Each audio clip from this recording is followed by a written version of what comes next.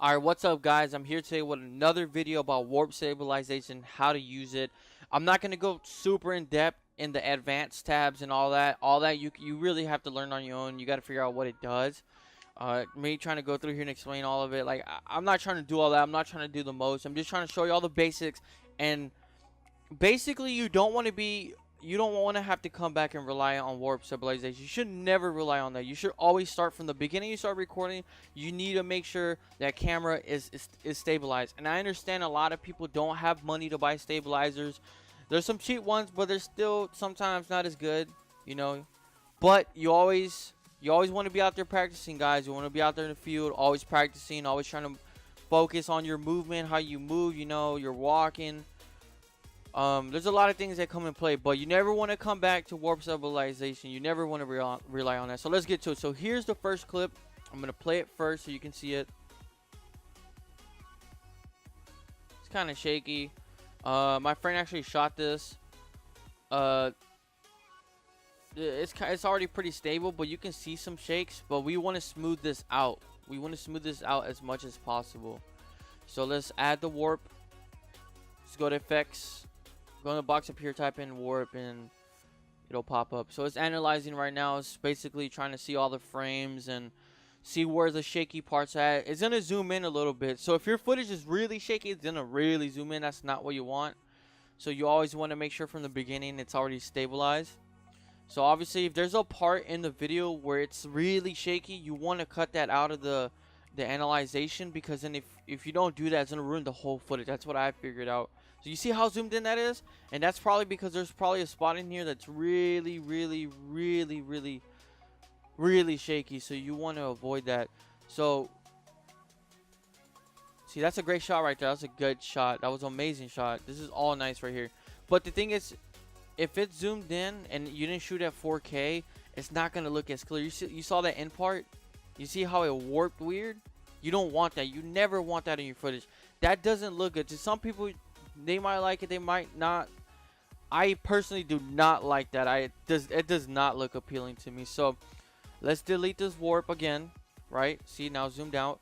I'm gonna cut right about here. And look how much of a difference this is compared to the first video. So it's gonna analyze it again. Gonna have to wait. See, it didn't zoom in as much, and it's because that last part of this video didn't interrupt the rest of the video. So let's play it again. Look how smooth that is. It's still warping. We don't want that. We don't want that warp. So we gotta avoid that as much as possible. So here's the second alternative that I always come to when I have no choice but to fix it. Obviously, there's gonna be some shots that you cannot do this to. So you gotta make it. You gotta finesse it, dudes. You have to. You gotta figure it out, man. I'm gonna delete this. I'm gonna delete the warp off of this, and then we're gonna add Twixtor Pro. I have another video. I'm gonna put it on the description below and on top right now so you can see it. Well, basically, there's some times that you can get away with some shots by really slowing it down, and you can't really see the shake.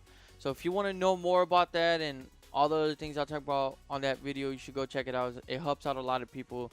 It's been saving a lot of people from a lot of time. So alright, so basically put the Twixtor on there. We're gonna lower the speed to 50 to see how it looks first. You always want to see how it looks first. So this is how it looks like.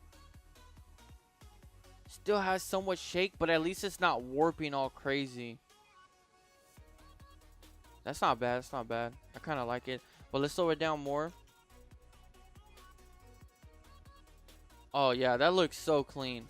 That is so clean compared to with the warp. Oh yeah, all right. Maybe that's too slow. Maybe let's go to 30. See how 30 looks. Ooh, that is so nice, guys. Oh, look at that. That's clean. That's a good shot. Add some music tabs, some flares. You on it. So yeah, that's the second alternative. I don't know if there's anything else to talk about. I'm just doing this on the go. I'm trying to put this out because I know a lot of people need help with that. So yeah, key points. Make sure the minute you start recording, you start stabilizing that footage. If just do the best as you can, man. Like the better you do in the beginning part of with the cameras, and it save you a lot of time in here. Never rely on warp stabilization, but if it comes down to it, go for it. But if that doesn't work out and you really can't get it right, then here's the second alternative. Just use Twixtor. What's some other things to talk about? Yeah, that's basically it. I just wanted to put this video out there because it saved me a lot of time once I found out how to do this. And man, look at that. A huge difference, man. That's amazing, dude. I love that you can do all this and finesse it. So make sure to like, comment, subscribe, guys. Thank you for watching. Peace.